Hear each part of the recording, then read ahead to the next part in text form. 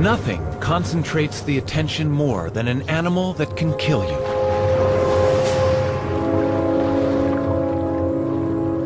And hundreds of us are killed every year by crocodiles and alligators.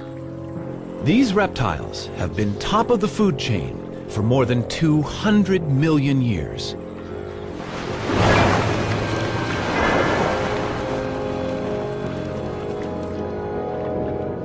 There's no gratuitous aggression here.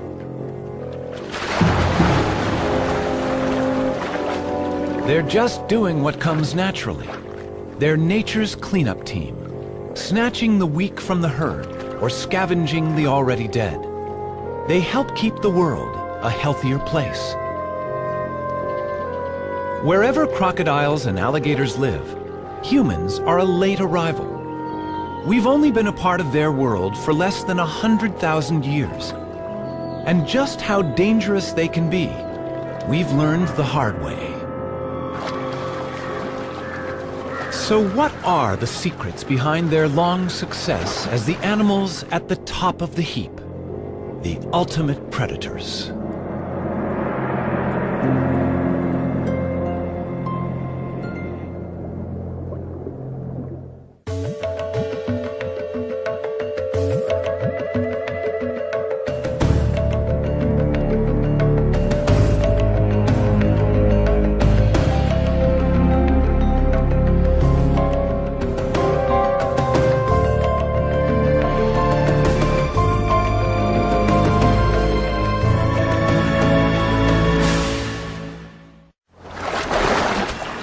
The thing about crocodiles is that they are big and dangerous predators.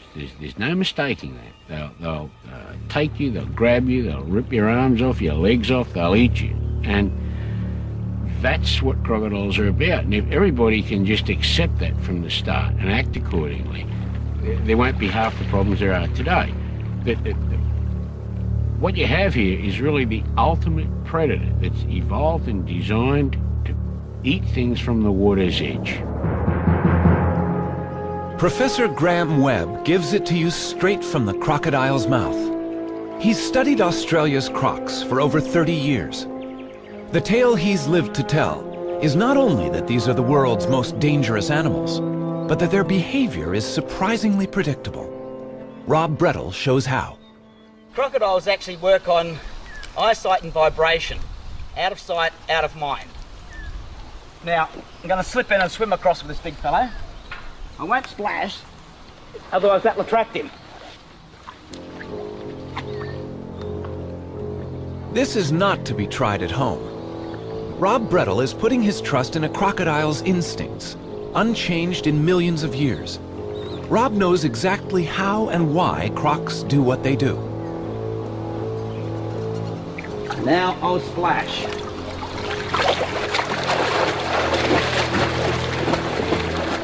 When we splash around, we act like animals in distress, and that attracts the crocodile. They can zero right into where we are.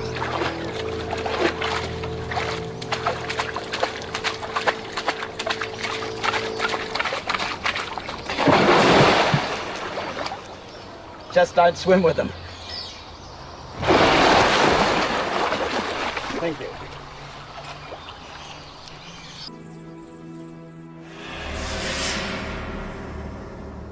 The origin of the line of reptiles leading to today's crocodiles lies far back in time. Their ancestors lived before the dinosaurs, to which the crocodiles are very closely related. They survived the mass extinction of the dinosaurs 65 million years ago, and alongside turtles and their younger, more distant relatives, the lizards and snakes, they flourished as top predators. Today, 23 different crocodilians survive from the great age of reptiles, living in the warmer regions of the world.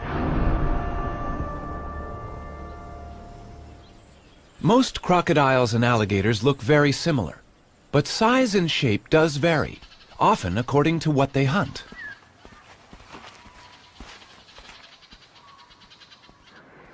Heads can give a clue to diet.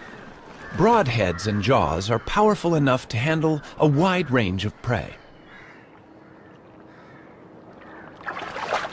But narrow heads catch fish. This hunter is an Indian gharial.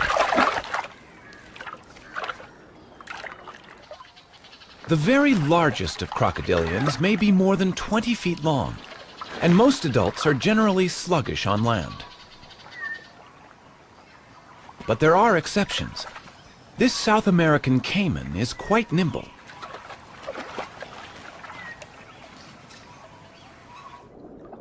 Once in the water, they're all swift and powerful swimmers.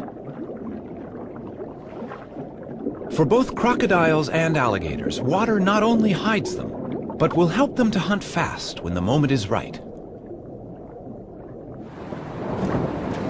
The large crocodiles of the Pacific and Indian Oceans go down to the sea. They can tolerate salt far better than most of their relatives that are generally confined to freshwater. Special glands in their mouths excrete concentrated salt back into the sea without losing too much water from their body fluids.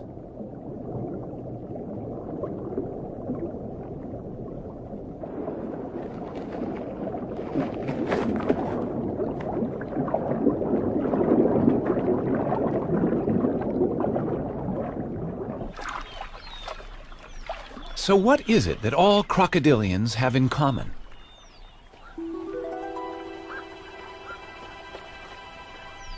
They depend on the sun, which governs their life the world over.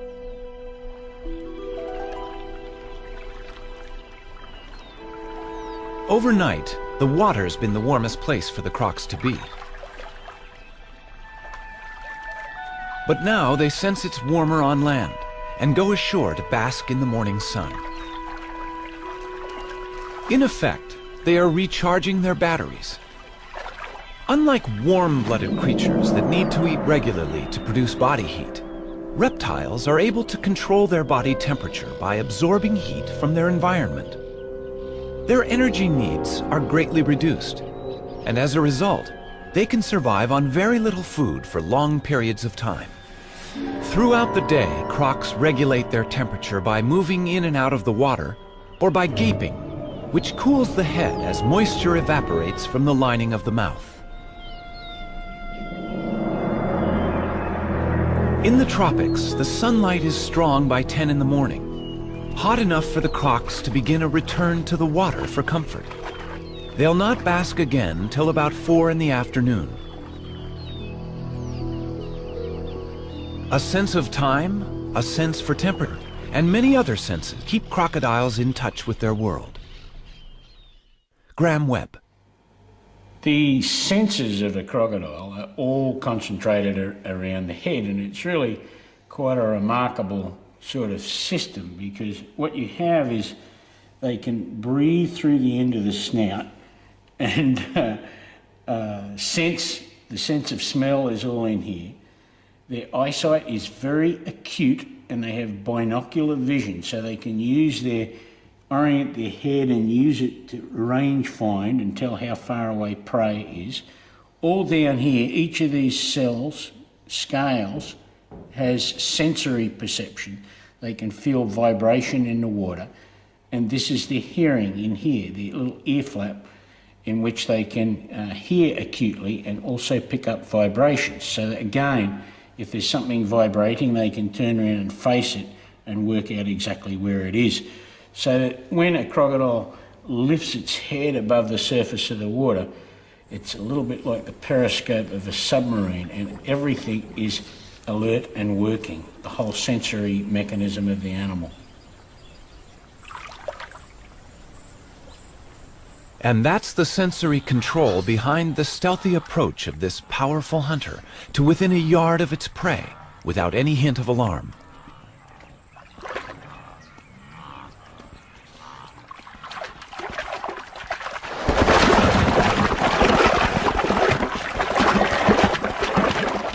Now strength takes over.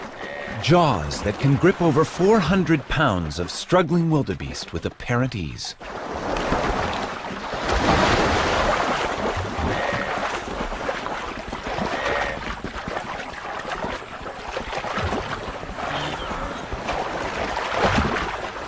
It all happens in the blink of an eye. But what comes after capture? How does a croc eat its dinner?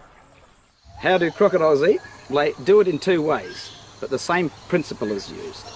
With the enormous pressure they have, when they take smaller animals, they just bite down, make a dotted line, pick their head up and just go shake. When they shake it, it just tears along that dotted line. A piece as big as their head is then swallowed whole.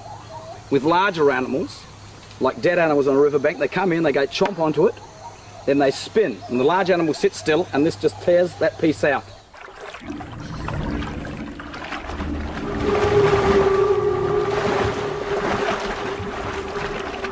Crocodiles are not only efficient at ambush and capture, they can digest almost everything, meat and bones. They waste nothing. And after a big meal, a 1-ton crocodile may survive almost a year before having to feed again. An African Nile crocodile needs less than 1/10 of the food that a lion must take. They call this the death roll. Rob Brettle again. What I'm going to show you now is the so-called death roll, which is actually a feeding roll. Got a chook tied to a bit of string, a rope. I'm going to throw it in front of this fellow and let him grab hold of it. When he gets hold of it, I give it resistance, see, he shakes it. He'll shake it first. If I give resistance, he'll spin, see? And that's just to break a piece out of it, that's all. Some power there, I tell you. Feel like someone punching the boot. Now he's rolling again.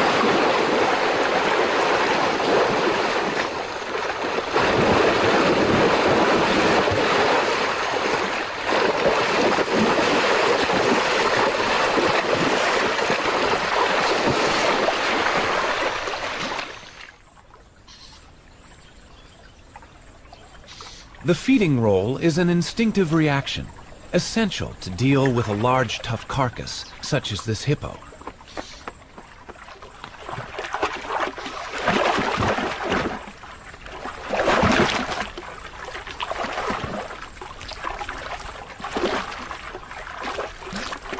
While some hold the carcass steady, others roll to rip pieces off.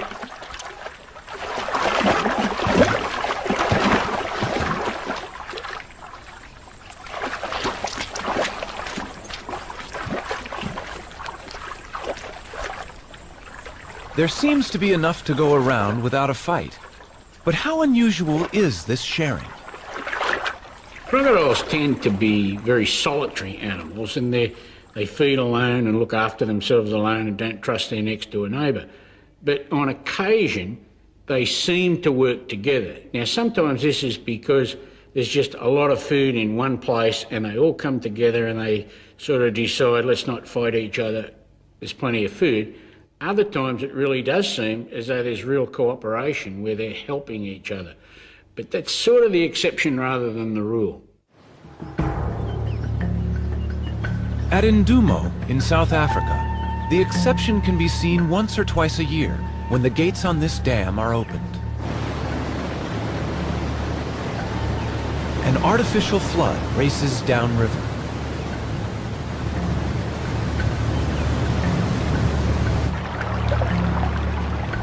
The floodwaters are full of barbel and other fish. This flood is out of step with the seasons, but the pace of the flow triggers some fish into racing upstream, heading for their spawning grounds.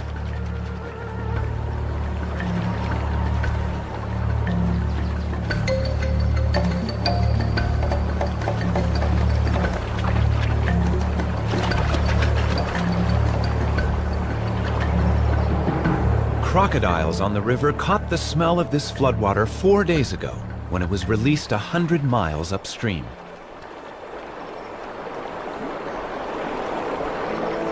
Bottlenecks, which the fish have to leap, have become gathering places for the crocs. They're ready for the feast of fish that will jump into their jaws.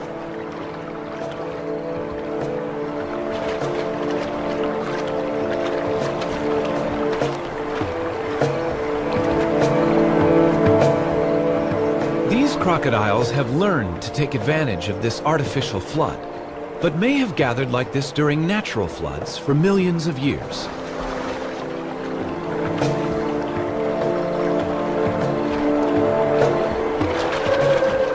They fish with surprising skill and at top speed. Their strike rivals the speed and accuracy of a snake.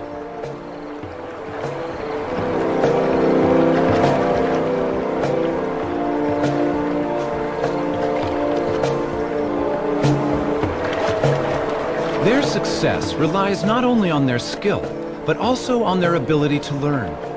They may have small brains, but crocodiles are a lot smarter than they've been portrayed. And their intelligence is matched with powerful weaponry.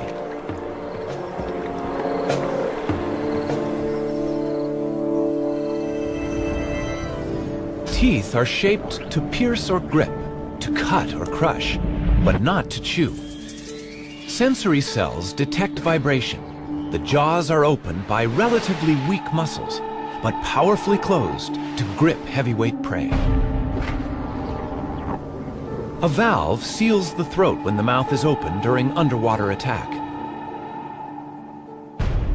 And a third eyelid, the nictitating membrane, covers the eyeball when underwater. This cover is a transparent protection, but it means that the eyes have limited focus. So a croc must use other senses, taste and vibration, to locate its prey.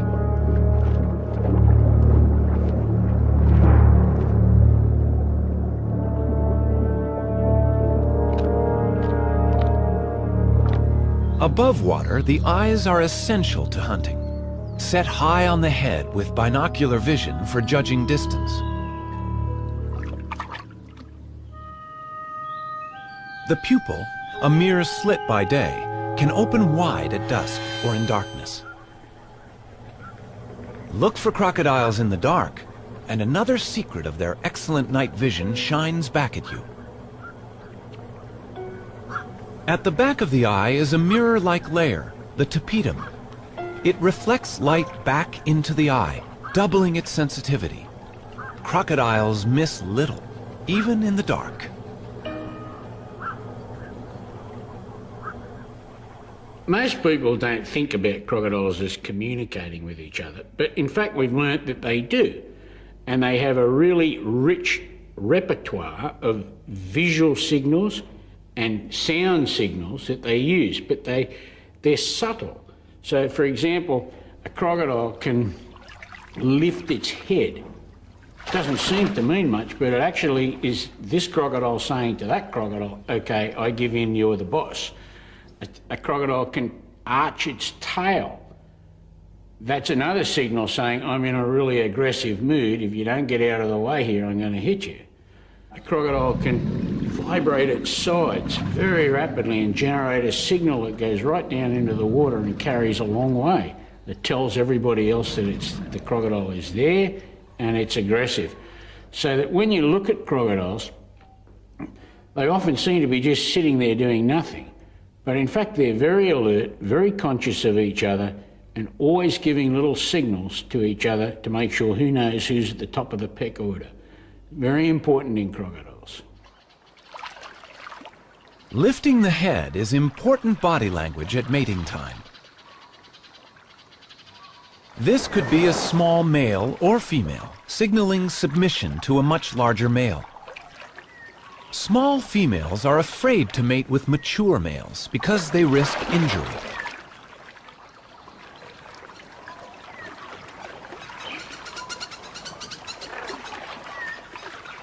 In this case, it looks as if the smaller animal is a male.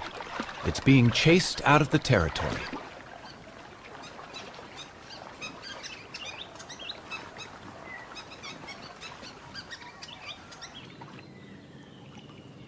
A male Indian gharial has a distinctive knob, the gara, on its narrow snout. The female does not have that decorative signal. The size of the gara is a measure of a male's dominance, and the gharial can also use it to produce a buzzing sound. These badges of male rank are flaunted high. Each male knows his place. Size matters when gharials are mating. These Nile crocodiles are competing for dominance by jaw snapping, raising tails, and even blowing bubbles.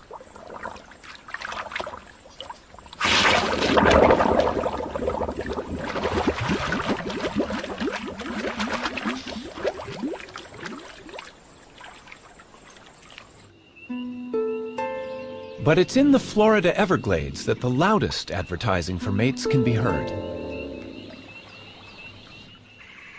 During the breeding season, these alligators bellow and vibrate their expanded bodies, something that terrified early explorers.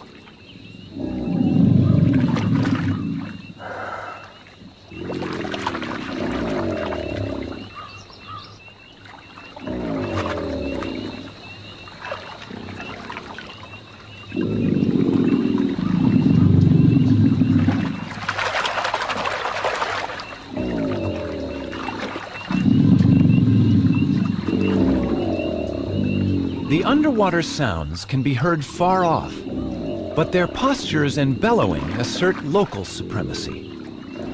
Sometimes talking is not enough, and rival males come to blows. It's violent and damaging.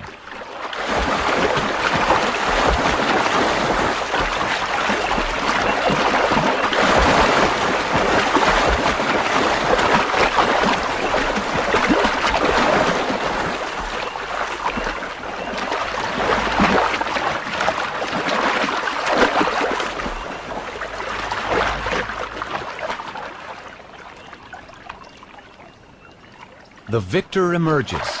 He's made his point and sent the challenger on his way, out of the territory.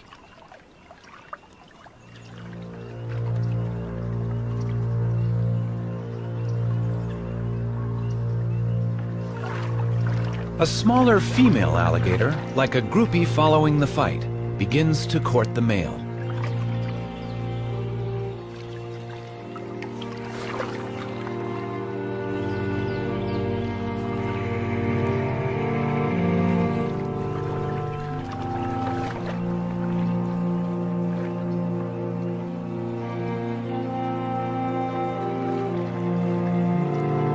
One male may mate with several females. Unsuccessful males are forced out of the best territories, sometimes into our backyards.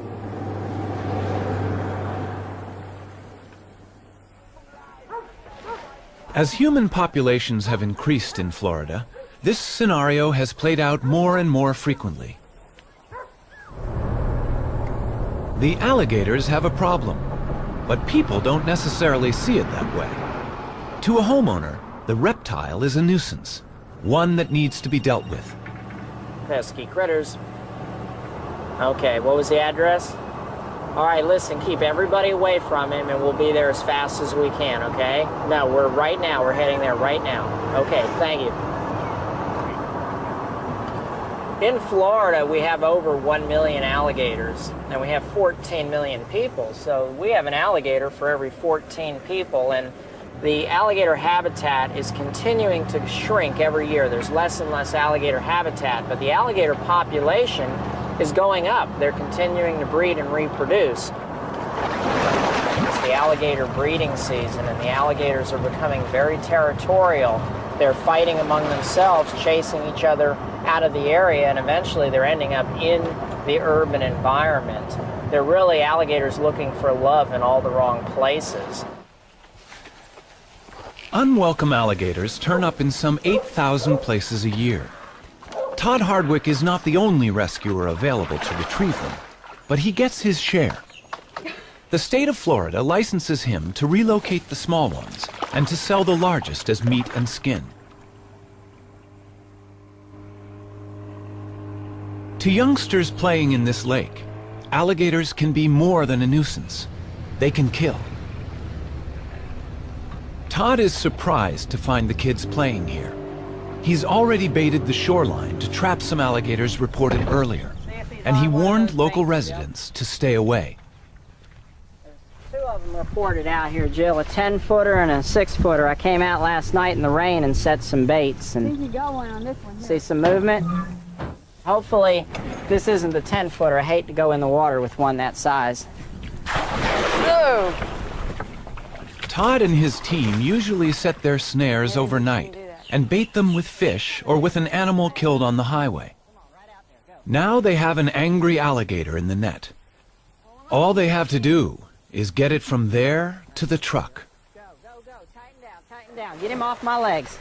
I don't have them. Tighten up, tighten up. All right, let's try to get him on land. Watch your feet. You what? You got tape with you? Yeah. I don't have them real good.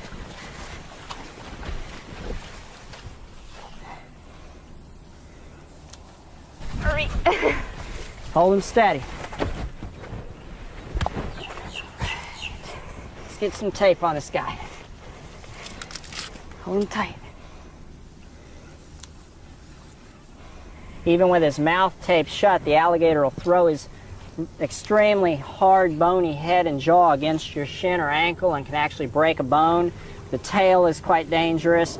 The scutes on this alligator are bony and rigid, and every part of this animal can and has bruised and can severely injure you. Come here. You guys know there's a 10-foot alligator out here?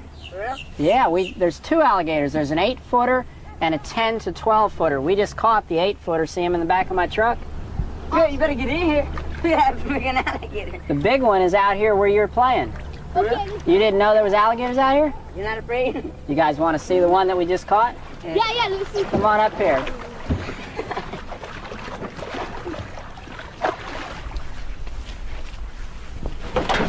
Yeah!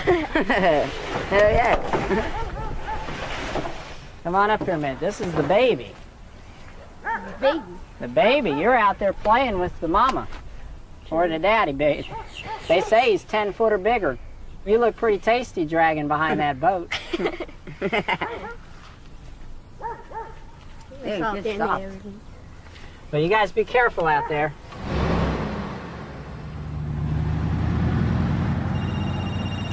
Pesky critters. In the backyard, the patio. We're on our way. Okay.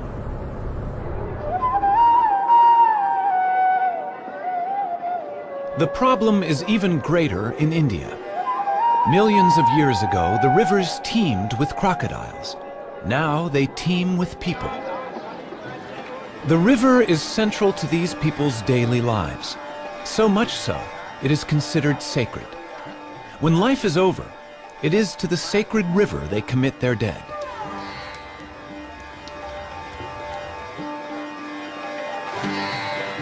It would seem there is simply no room for crocodiles. Those that were here were killed long ago. They were killed not out of fear, but because crocodiles eat fish, vital food in a crowded country.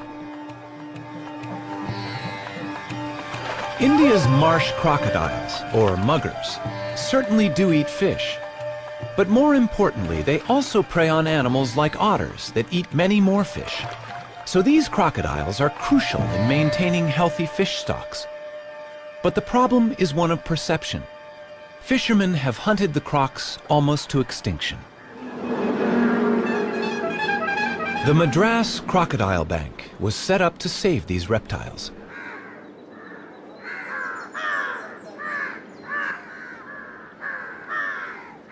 They hold in reserve here a healthy genetic stock, ready to be released into the wild.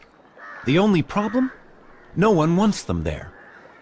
People have always been frightened of them, and they still regard crocs as competitors for food. Ram Whitaker and his son have been left holding the babies, several thousand of them. Their main task now is to educate the public about the need for wild crocodiles. When I first started doing crocodile surveys in India in the early 70s, it was very apparent that India's crocodilians were in very, very bad shape. They were really on their way out, especially the saltwater crocodile and the gharial. And one of the measures to sort of help things out would be to start breeding them in captivity and then offer them for restocking back to the wild, which is what we did. I started gathering up crocodiles from here and there. I had about a dozen adults and 50 babies to begin with. And ultimately we ended up with over 5,000 crocodiles, which is what it is today. And we've been able to supply nearly 1,000 of them to various restocking projects around the country. And I think we've contributed quite a bit in the way of public education too, because nearly 1 million people a year come to the Croc Bank. Films are made about it, and on TV, local TV, radio interviews and magazine articles and stuff, all which help to sort of demystify the crocodile, make people at least, if not love them, at least, you know, put up with the idea that they are a creature on this planet which has some value and considerable interest. On a hot afternoon in Madras, visitors can see more mugger crocodiles here than in a lifetime in the wild. They're breeding too well. But crocodiles lay eggs, and the staff and some local monitor lizards are eating as many as they can. Outside the crocodile bank, these animals could be vital to the future health of India's rivers and lakes. As the master predator scavenger in the aquatic ecosystem, crocodiles have got to be there if it's going to be a healthy ecosystem. And it might be a little bit difficult to explain this to the fishermen, but I think they do make sense out of the fact that crocodiles eat a lot of the predators of fish.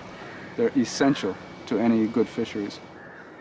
Meanwhile, as they struggle to control their success at getting muggers to breed, they're having a problem with their saltwater croc. He's one of India's last giant crocodiles, and they've called him Jaws. But he's not very gentle with his ladies. Jaws is our biggest crocodile. In fact, Jaws is a 15-foot saltwater crocodile and the biggest captive croc in India. He's always been a loner, and we just wanted to breed him up with one of the female salties here because, well, he's got the genes of the biggest crocs around. And we've tried this twice now. We've put females in with him, and the first time he really trashed the female quite badly. She was not badly injured, but he picked her up and threw her out right out of the water, and she was 9 feet long. It was just quite startling to see it. So this time we've tried to do it a little more scientifically by putting a barrier right across the enclosure, right through the pond. The tricky part is transferring a suitable female from one of the other pens.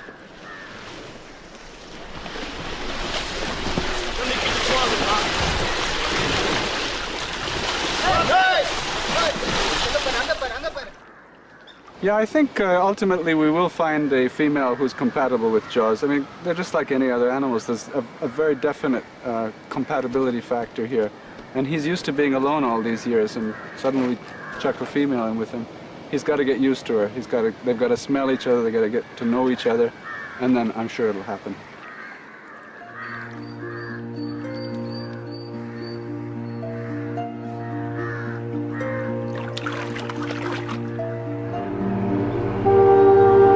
Northern Australian coasts and rivers are strongholds for saltwater crocodiles. This female has mated successfully and will soon be laying her eggs. She's already built her nest, a heap of sticks and leaves that will create its own heat and humidity. It will be a natural incubator, its temperature influencing the sex of her offspring. But she'll not bury her eggs within it until nightfall. Till then, she guards her nest site from other females.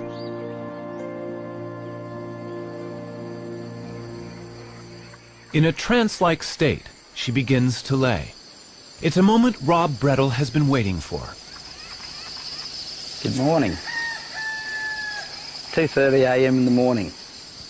We've been sitting watching this nest for around a week now to get this crocodile laying. It's believed that crocodiles go into a state of torpor. We're going to test whether that's true or not. This is closer than I've been before. I'll just touch her on the body with me stick, and she's not moving. A little bit of a movement there. She looks like she's actually dropping an egg right now. Isn't that neat? She's actually got both her legs positioned, holding herself off the nest, so little eggs are going to be dropping into a hole, and her feet seem to be funneling the eggs down, in fact. That's definitely a state of torpor.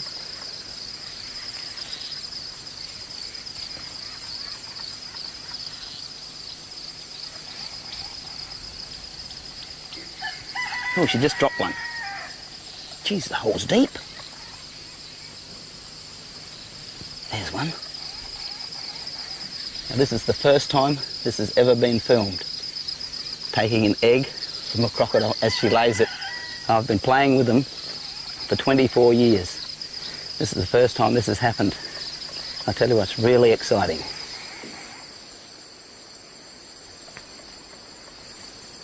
Just why the mother should be torpid isn't known. She'll lay between 40 and 60 eggs. If the temperature inside the deep nest is high, most of the young crocs will be male. She'll cover the eggs and watch over the nest until they hatch.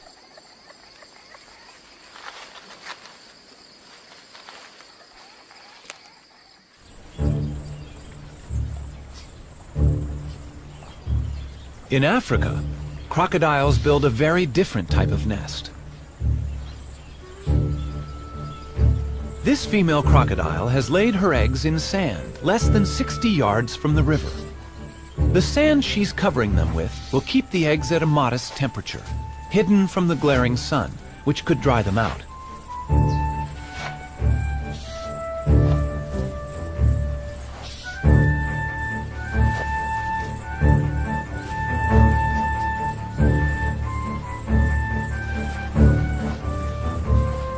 She's compacting the sand firmly, and apart from a few cooling visits to the river, she'll be on guard at the nest for 90 days without eating.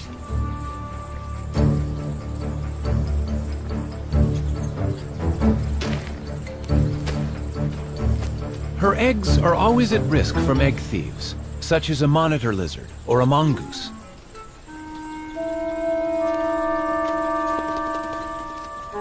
A mongoose is wary of crocodiles, and the eggs of a mother on guard are safe.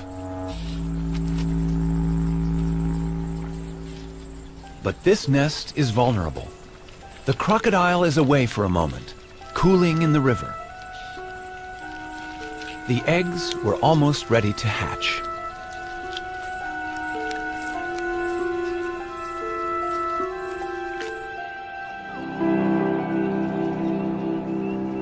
In Florida, an alligator mother away from her eggs is being called to the nest by the sound of the hatchlings. Cries from both inside the eggs and from emerging youngsters summon her to their aid and protection.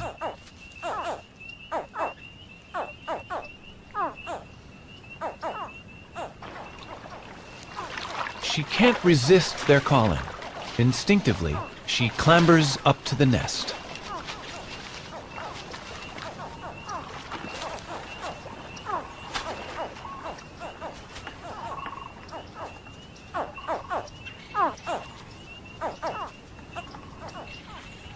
The eggs were laid deep in a mound of soil and vegetation, and some hatchlings need help to get up out of the heap. Though large and heavy, the mother is surprisingly gentle at finding her family.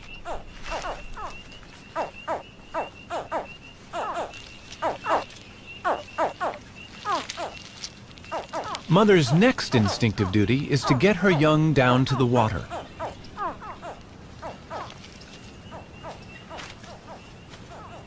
Remarkably, she ferries some of them there in a pouch inside her enormous mouth.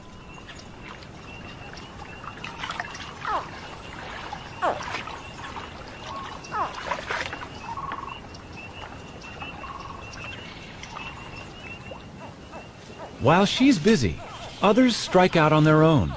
A risky journey with so many herons, egrets, and snakes around. Once in the water, they'll seek safety in numbers, clustering among the water plants. And they call to each other to stay in touch. Mother's not far away, and may remain close to them for months or even a couple of years. They can't look to her for food. They are fully equipped to hunt and must fend for themselves.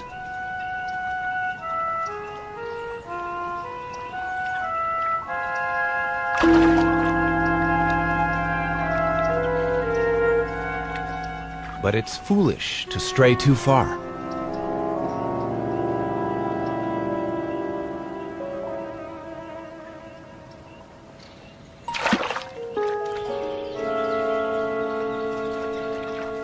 Only 1 in 100 will make it to adulthood. Parental care can only go so far. For the young alligators, or these Nile crocodiles, it's a jungle out there. Mother's jaws can tear a hefty wildebeest to pieces, but when she gathers her young into the cage of her teeth, she's gentleness itself.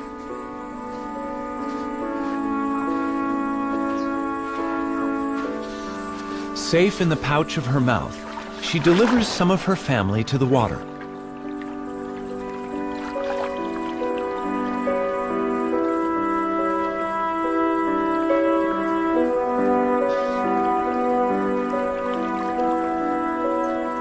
These are the lucky ones. A hungry monitor lizard is exploring the unguarded nest, and its efforts are rewarded.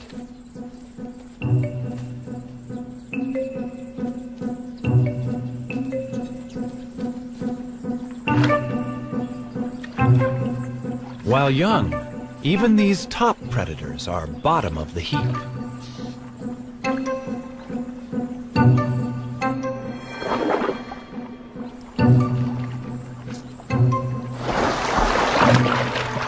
Fish, fowl, reptiles, and mammals plunder the crocodile's young.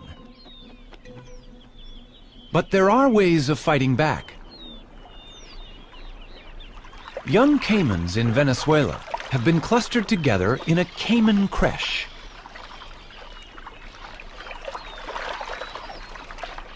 So much prey in one pond seems to confuse predators. There are hundreds of youngsters, all in the care of one adult, a single nursemaid in charge of everyone's offspring.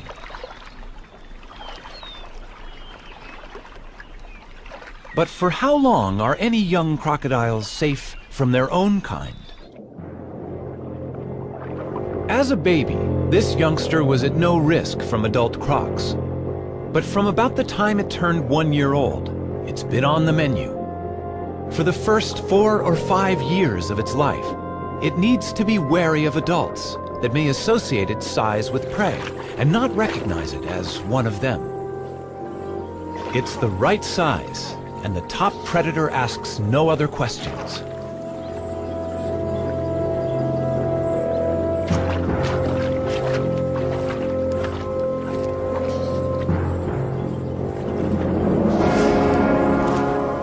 "12 years old, and a crocodile is maturing fast. In a year or so, a male will have a territory and be looking for a mate. The crocodile is now the ultimate predator, and everything is potential food. There is only one relatively new problem. We're on the menu. Crocodiles have lived hundreds of millions of years without us and have no particular grudge against us. We simply look and move like any other prey. Even a grown man is an easy target for a large crocodile, yet some people have to live with them. The real problem with crocodile attacks around the world is with the people who live in the exact same areas the crocodiles live in.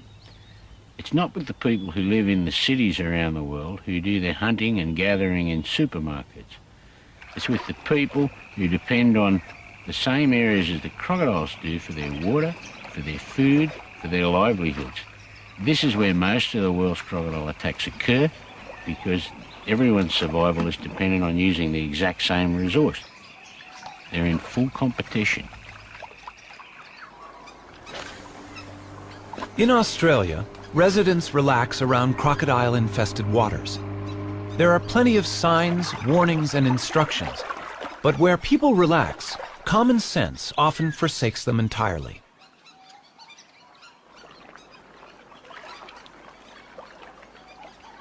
Forget for one moment that a crocodile is the boss, that you are on his turf, and that you look like food to him, and you'll make the evening news.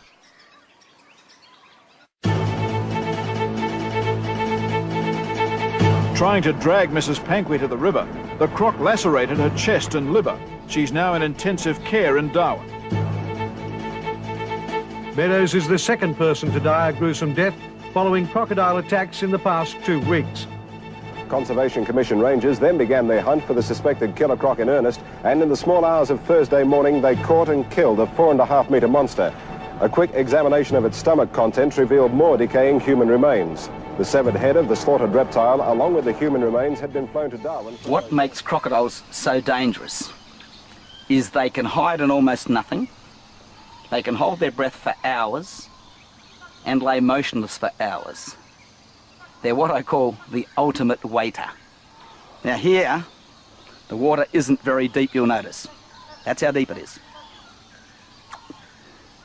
About there. Yet there's a big fellow just laying there, nearly 4 metres long and 400 kilos. If I splash something in the water, watch.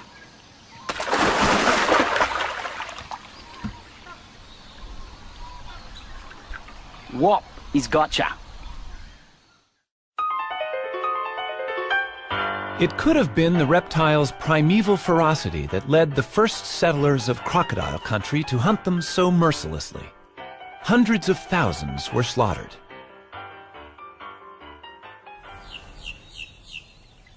In Australia, the saltwater crocodile was almost extinct by the 1970s. But today, that's all changing. Crocodile farming is becoming big business. A growing number of crocodiles are raised on farms like this one from eggs collected in the wild. The farmers profit from sales of meat and skin and from tourism, all of which is licensed and controlled by the government. Ironically, it's in everyone's best interest to protect wild crocodiles and their nesting sites as an ongoing resource. Everyone wins: conservationists, ecologists, and the farmers.